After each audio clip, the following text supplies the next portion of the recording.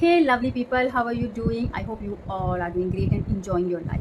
Also, enjoying your speaking English journey. So, today I'm here to discuss something. Actually, it is something that is related with our journey. As we know that we all want to enhance our communication skills, and that is the reason we are here connecting with each other, right? But you know what? If I say about today's video, I have uploaded so many other videos with Nirmal sir, but why am I here today? Because I want to express my gratitude to sir. You know what? He has plethora of knowledge. आप सबको मैं बोलना चाहूँगी, if you really want to strengthen your roots of this language, must watch his videos. आपको पता ही नहीं है शुरुआत कहाँ से करनी है, कुछ समझ में नहीं आ रहा है. Go to his channel, watch his video. You will get the clarity from where you have to begin. I bet you, और मैं बिल्कुल गारंटी के साथ बोल सकती हूँ कि इससे ज़्यादा ईजी तरीका कोई नहीं है अपने बेस को स्ट्रेंथन करने का, मजबूत करने का. आपको पूरा कॉन्सेप्ट समझ में आएगा. So do visit his channel and watch his videos.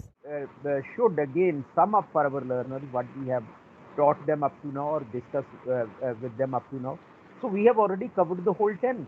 This is the first thing that we have done. We have not taught the tense the way grammar is taught. We have told them to master 8 structures. And those 8 structures are said in English with the help of 8 verb patterns. And those verb patterns are tense, because tense in grammar is the form of verb in time. So when our learners, they master those verb patterns, they have done their tense, and rather more than tense, because we have taught them intensive and compulsion sentences also. And after that, we told them about 2 divisions of sentences. For example, structural division, positive, negative, interrogative, negative. And then the tonal division. The tonal division, they had assertive sentences, and then they had interrogative sentences, then imperative, and then optative, then exclamatory, and then let sentences. This we have already shared with them. And also we have shared them the idea of passive structure. When see in grammar, the idea of passive structure doesn't become very clear to our learners, but we have actually told them to remember 2 simple things. If the subject is doer, the structure is active structure, and if the subject is non-doer, then the structure is passive structure. And we have told them how to handle the passive structures also. They can learn it in a single sitting, for example. In all passive structures, they use V3 everywhere, and then they have to pick up only the helping verbs that are easier to pick up. So we have discussed all this with them. And last time we discussed with them the narration, change of narration. And change of narration is understood at the time when our learner starts speaking in English, actually. So when you start speaking in English, you are faced with the problem of saying somebody's words in your words. So when you learn how to say somebody else's words in your words, so you have mastered the narration, this kind of change of narration. And Neha, last time we told them that see inside the commas, they can expect one of those 6 tonal division kinds of sentences. For example, inside the commas, there can be assertive sentences, which are statements. There can be interrogative sentences, which are questions. And then there can be imperative sentences, and then optative sentences, exclamative sentences, and the sentences that begin with let. We have discussed all these things in detail with them last time, how they first of all need a conjunction, for example. A conjunction is needed to connect the first part with the second part. And then if the first part is in the past tense, then the rest of the sentence is also to be made in past tense. We have told them this. And we have also shared with them how to change personal pronouns. Personal pronouns inside the commas are also to be changed according to the situation where somebody is describing somebody else's words. So we have done all this. But last time, a minor mistake was made by me in summing up that idea. See, I told them that, first of all, they need a conjunction, for example. And when I was telling them that helps them at 4 places, so I made a mistake there, I'm clear. But now I want to clarify to my learners that is helpful to them in 4 cases. Number 1, assertive sentences. My mother said to me, "You are my darling." My mother told me that I was her darling. So that connects here. Then optative sentences. My mother said, "May you live long." My mother wished that I might live long. Or my mother said, "May God give you long life." My mother prayed that God might give me long life. And then exclamatory sentences. The poet said, "What a beautiful flower." The poet exclaimed that the flower was very beautiful. So again that. Then finally, the sentences that begin with let, they are also connected with that. For example, suggestion. My friend said to me, let us take tea. My friend suggested that we should take tea. And then permission center. The boy said, let me go in. The boy requested that he might be allowed to go in. The officer said, let the boy come in. The officer ordered that the boy might be allowed to come in. So these are the four cases where that is used as conjunction. So here I made a mistake, but now it is very clear to our learners Yes. that see that helps us in four cases. Number one, assertive sentences. Number two, optative sentences. Number three, exclamatory sentences, and number four, let sentences. Exactly. Okay, and then in case of interrogative sentences, they use if or whether. Yeah. But if the question inside begins with an interrogative word, then if or whether are also not needed. This also we have explained to our learners. Yeah. And then finally, in imperative sentences, to connects the both the parts. For example, I said to the boy, "Get out." I ordered the boy to get out. So two connects the latter part with the first part. So this was the summing up that I needed to do for making things clear to our learners. And now today we share some very important points on punctuation with our learners.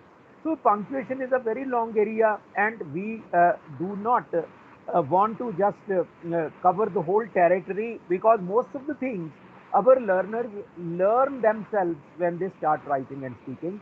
But I always stress six very simple and important points that our learners should keep in mind in the name of punctuation.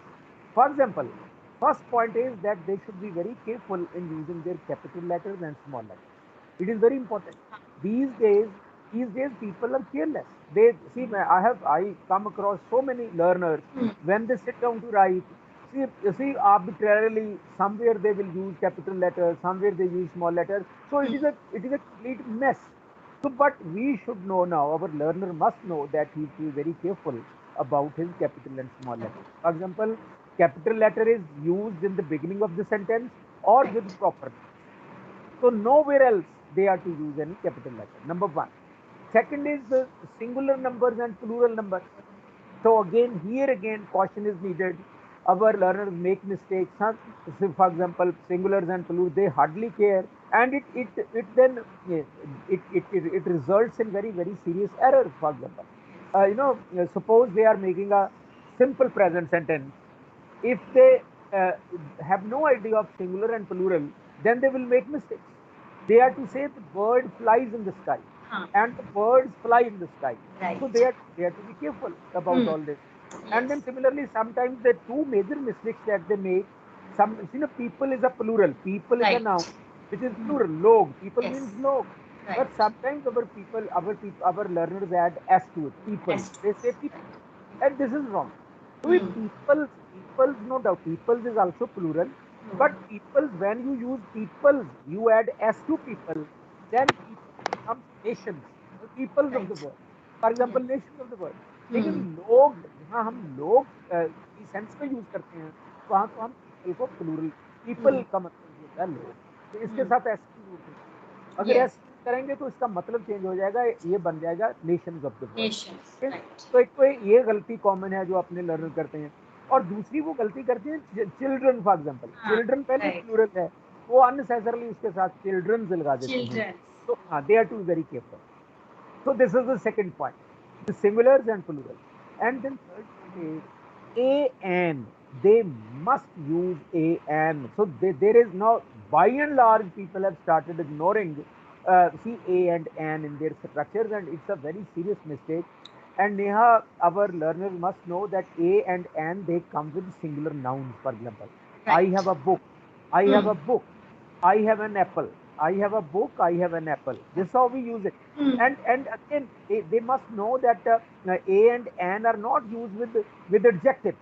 I Good. He is good. See, good is adjective. He is good. Right. Nobody writes he is a good. So he is, for example, he is clever. He is Hmm. clever. Clever is an adjective. Nobody says he is a clever. So they are to be very careful. They are not to use a and an with adjectives. They are to use a and an with singular nouns. Huh? But if a singular noun has an adjective before it, again they are to use an. For example, when I say that he is a man, it is correct. But again, if I say he is a good man, If I use good before man, again I will have to use a. He is a good man. He is a man. He is a good man. So man preceded by adjective also takes a before it. Okay. And similarly, apple. It is an apple. It is an apple. So it is a sweet apple. It is a sweet apple. If sweet comes before apple, then again a will have to be used. So this is what our learners should know. They should be very careful from now on. They should be very careful about using their a and n with singular nouns. Okay. And the fourth point is a very simple point. They are to use full stops. They have stopped using full stops these days. Right. Whenever they complete a statement, they are to put a full stop. They are not forgetting. This was the fourth point.